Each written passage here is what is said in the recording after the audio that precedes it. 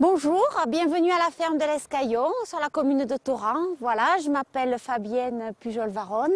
Je suis agricultrice avec mon mari, Jean-Dominique, sur cette exploitation. Voilà, nous sommes éleveurs principalement. Donc nous sommes installés depuis les années 90 à peu près. Au début, nous produisions du foin et nous avons diversifié notre activité avec de l'élevage. Donc nous avons commencé avec quelques moutons et ensuite des vaches à viande. Et nous avons complété par des vaches laitières et maintenant du porc. Voilà, ça c'est pour la partie production agricole. Nous sommes très diversifiés dans notre activité, puisque nous avons aussi choisi d'ouvrir notre exploitation agricole à la population en fait, plutôt aux citadins évidemment, qui sont un peu éloignés du monde rural. Donc j'accueille des enfants sur mon exploitation, je fonctionne en ferme pédagogique, donc tous les ans je reçois une cinquantaine de classes. Nous avons des chambres d'hôtes, un gîte rural. Et notre grosse force, c'est que nous commercialisons tout en direct sur l'exploitation. C'est-à-dire que nous travaillons du producteur au consommateur final. Donc évidemment, sur cette exploitation, il y a toujours du monde, des clients qui viennent à toutes les heures de la journée acheter leur fromage, la viande ou d'autres produits que nous proposons issus d'autres exploitations agricoles avoisinantes. Donc si vous voulez, je vous invite à me suivre pour visiter l'exploitation avec moi. Voilà. Et bien nous voilà dans la salle de fabrication de la fromagerie, hein, la pièce principale. C'est là où tous les jours, quotidiennement, tous les matins, je fabrique mon fromage. Donc je fabrique deux types de fromage, ce qu'on appelle des lactiques, des petits fromages frais, et des pâtes pressées, des tomes. Voilà. Donc là, j'en suis au stade de fabrication du décaillage, c'est-à-dire que mon lait est figé et je vais le trancher pour avoir un caillé pour pouvoir mouler. Voilà, donc je vais chercher mon ustensile. C'est avec cet engin qui s'appelle un tranche-caillé que je vais trancher mon caillé.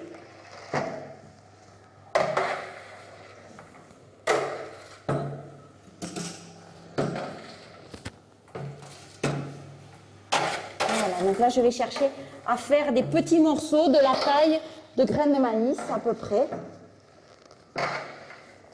Cette opération permet de sortir le petit lait, c'est-à-dire en fait l'eau du lait. Faire du fromage, c'est rendre solide le lait en extrayant l'eau. Et on garde la matière sèche. En fait.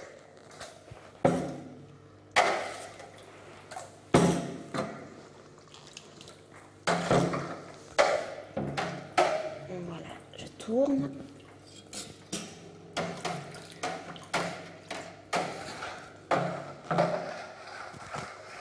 Voilà, donc en fait la tome, ça se fabrique avec la traite du soir, donc le lait de hier soir qui est resté stocké dans le tank à lait à 4 degrés, et la traite de ce matin.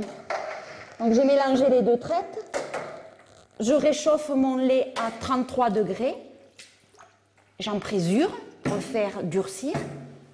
Voilà, ça caille pendant 3 quarts d'heure à peu près. Et au bout des 3 quarts d'heure, donc, je tranche mon caillé.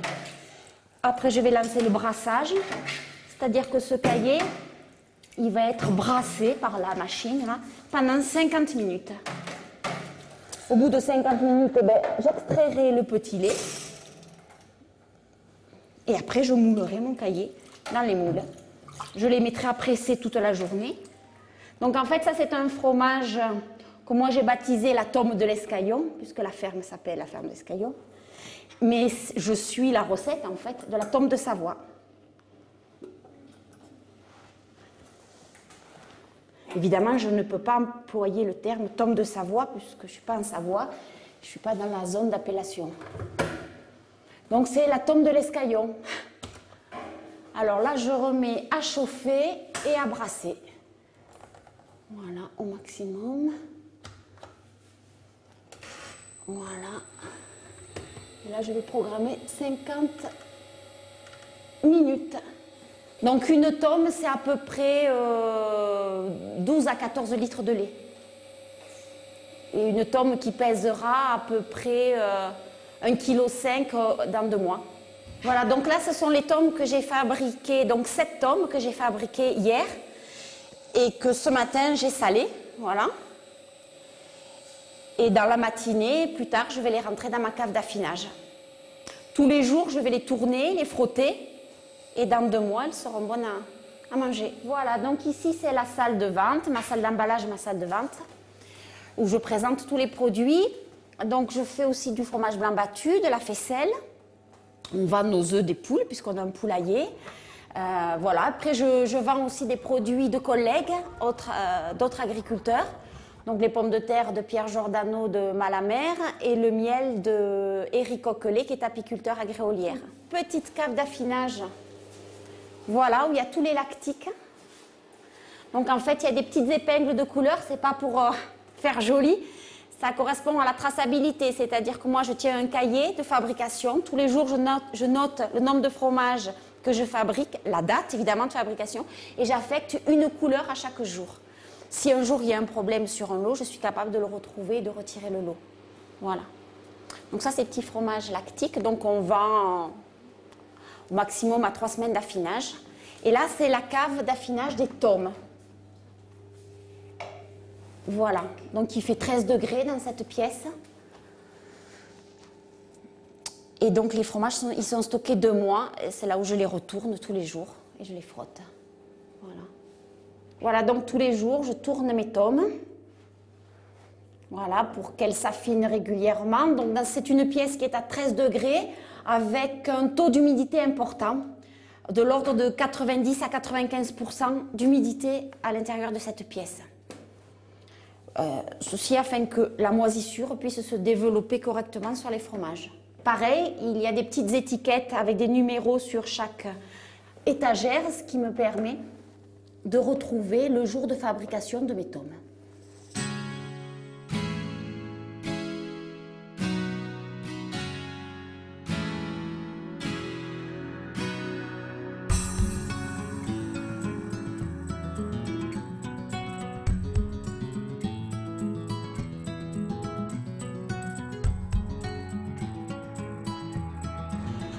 Voilà, donc ça c'est la chambre froide dans laquelle on stocke la viande qui a été découpée. Donc nous avons découpé ce matin un veau. Voilà. Donc on présente les différentes pièces de veau. Ça c'est du tendron. Voilà, donc dans cette cagette il y a du tendron de veau. Alors dans chaque cagette il y a une catégorie de viande.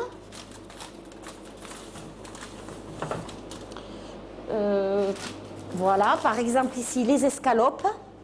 Donc à partir de tous ces bacs, je vais constituer des caissettes avec des assortiments. Donc pour le veau, il s'agira de faire des caissettes de 7 kg avec des rôtis, des escalopes, des côtes, de la blanquette.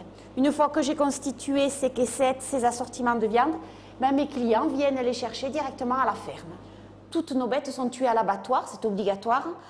Elles sont tuées à l'abattoir. Un camion frigorifique nous ramène les carcasses. Quand ça arrive à la ferme, ça rentre en chambre froide. Voilà, donc là, on a une vache qui est suspendue. Le boucher viendra découper jeudi. Donc ça, c'est le stade de racissement de la viande. Elle rassit.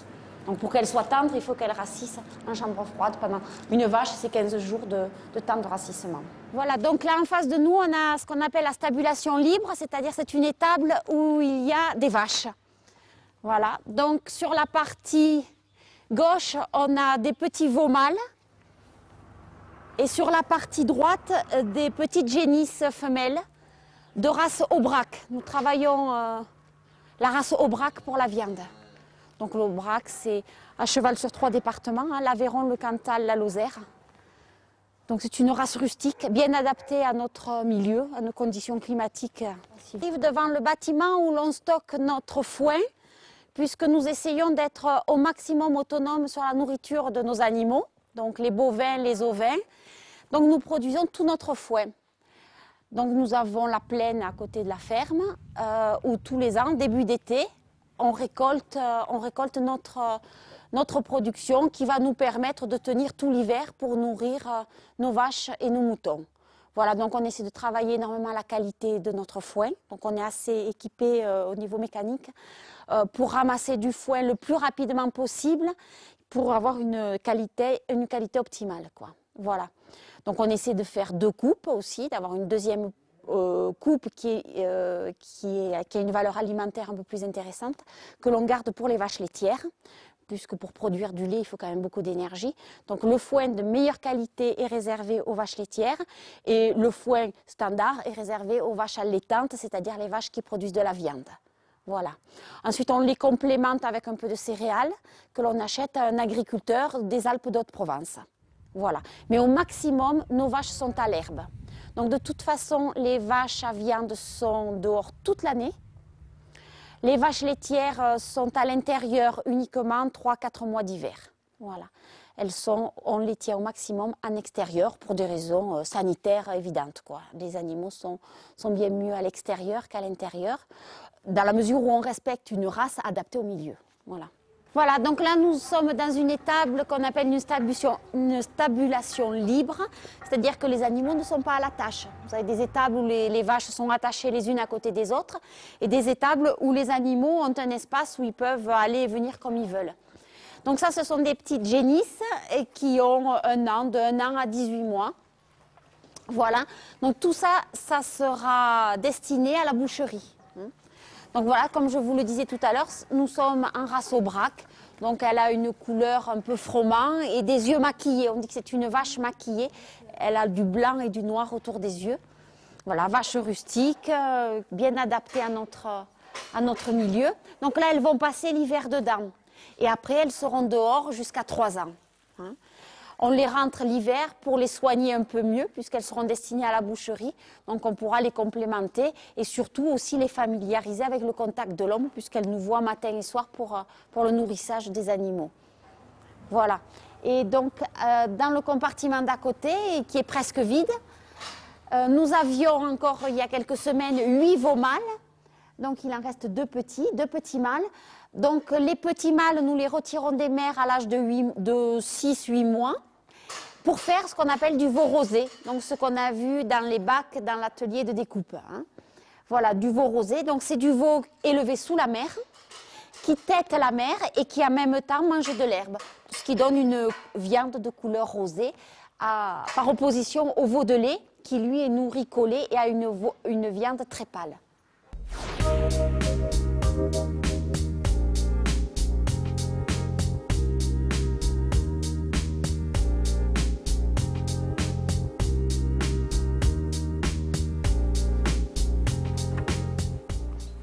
Voilà, j'espère que vous avez apprécié la visite de mon exploitation, que peut-être pour certains vous avez retrouvé un peu vos racines.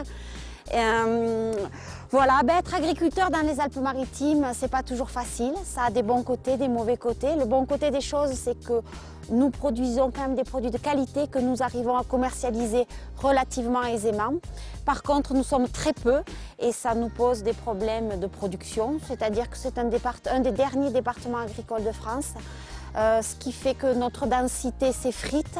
On a du mal à s'organiser entre nous, à jouer la collaboration au vu du faible nombre d'agriculteurs que nous sommes.